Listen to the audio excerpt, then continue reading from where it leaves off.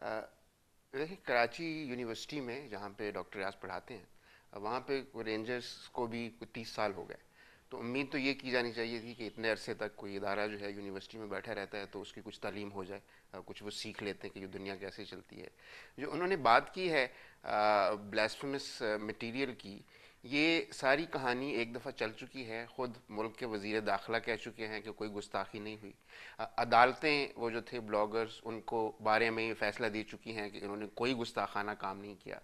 अब ये जो भी साहब हैं उठ के, इनको ज़ाहिर है डॉक्टर रियाज इनको पसंद नहीं होंगे। डॉक्टर रियाज जो हैं वो कराची यूनिवर्सिटी के पुराने प्रोफेसर हैं। उन्होंने फ़ौज के ख़िलाफ़, MQM के अल्ताफ़ हुसैन के ख़िलाफ़, उन्होंने अपने जो यूनिवर्सिटी में के जो मामलात होते हैं उसके ख़िलाफ़, कराची में कोई ऐसा मसला कभी नहीं हुआ जिस पे प्रोटेस्ट करने में डॉक्टर रियाज जो हैं वो सबसे आगे ना हो।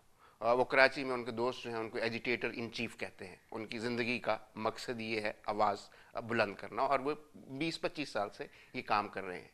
तो अब इन्होंने तंग आके उनके ऊपर इस तरह के मज़ाक़ा ख़ेज़ इल्ज़ाम लगा रहे हैं कि उससे सिर्फ अफसोस ही होता है कि हमारे अपने इदारे, हमारे अपने शहरियों को, और उन पर केस भी डाला है गन का उसके साथ।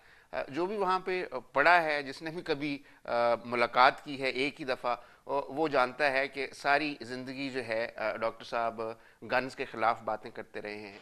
तो अब रियासत को डॉक्टर रियाज से ख़तरा है क्या?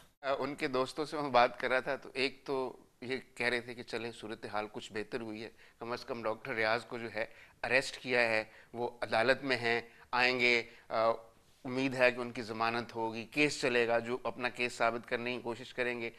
जिन लोगों के हक़ में वो आवाज़ उठाते रहे हैं, वो तो जब उठाए जाते हैं तो 4-4 महीना उनके घर वालों को पता भी नहीं चलता। ना ये पता चलता है कहाँ है, ना ये पता चलता है कि इल्ज़ाम क्या है, ना ये बताया जाता है कि आप क्या ना करें तो उसके बाद जो है रियासत आपको तंग नहीं करेगी।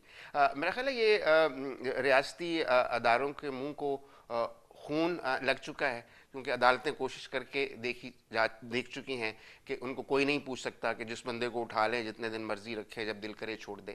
सियासतदान कोई इस पे बोलने के लिए तैयार नहीं है। तो आहिस्ता आहिस्ता उनको लगता है कि जो भी आवाज़ें, चाहे वो 10 लोग ही जो हैं वो कराची प्रेस क्लब के बाहर खड़े एहतजाज कर रहे हों, या वो 20 तलबा ही हों जो कराची यूनिवर्सिटी में किसी चीज़ के ख़िलाफ़ मुज़ाहरा कर रहे हों, तो उनका ख्याल है कि जब तक वो छोटी से छोटी आवाज़ को भी खामोश नहीं कर दिया जाएगा, उस वक्त तक उनका तसल्लुत जो है वो फ़िज़िकल स्पेसेस पे तो है। कराची यूनिवर्सिटी में तो रेंजर्स जो है वो 30 साल से अमन कायम रखने की कोशिश कर रही है, लेकिन उनका ख्याल है कि जो तालिब इल्म हैं, जो उस्ताद हैं, जो एक्टिविस्ट हैं, उनके जहनों में घुस के इस तरह का खौफ फैलाया जाए कि और अगर कोई सोच भी रहा है कि इस तरह की हरकत करे तो वो घर पे बैठा रहे, ना करे। हनीफ, एक तासर ये भी है कि आप पॉलिटिशियंस को जितनी गालियाँ दे लें, लेकिन जब भी बात आप खुफिया इदारों की या मिलिट्री पर तनकीद करते हैं तो उसको एक मुनज़्ज़म तरीके से जो है दबाया जा रहा है। आपका क्या ख्याल है? अफसोसनाक सूरत हाल ये है कि ये एक रियलिटी है। इसके साथ बहुत अरसे से हम जिंदा रह रहे हैं। पहले हम बलूचिस्तान के बारे में सुनते थे, फिर ये ट्रेंड इंटीरियर सिंध में शुरू हुआ, अब आपने देखा है कि कराची में भी ऐसा हो रहा है। और उसके अलावा ये है कि पंजाब में भी आपने देखा पिछले दिनों जो एक्टिविस्ट और ब्लॉगर्स जो थे, ना सिर्फ उन्हें पकड़ा जाता है, गायब किया जाता है, बल्कि उनके बारे में ऐसी अफवाहें फैलाई जाती हैं कि वो अगर आज़ाद भी हो जाएं तो वो माशरे में ज़िंदा रहने के काबिल नहीं रहेंगे। पाकिस्तान में जमहूरी निज़ाम नया है, लेकिन वक्त के साथ साथ अगर इजहार राय पर कदम लगती रहेगी तो इससे शहरियों के हकूक़ या जमहूरी निज़ाम पर क्या इम्पैक्ट पड़ेगा?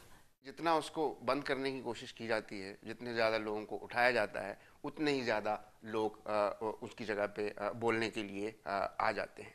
तो जमहूरियत का कम से कम ये फ़ायदा है कि अगर हमारे लीडर और हमारे सियासतदान जो हैं वो इस पर बात करते हुए डरते हैं, तो जो आम लोग जो हैं, जो स्टूडेंट्स हैं, टीचर्स हैं, या कुछ लोग जिनको आप सिविल सोसाइटी कहते हैं, वो इस पर खामोश होने को तैयार नहीं है।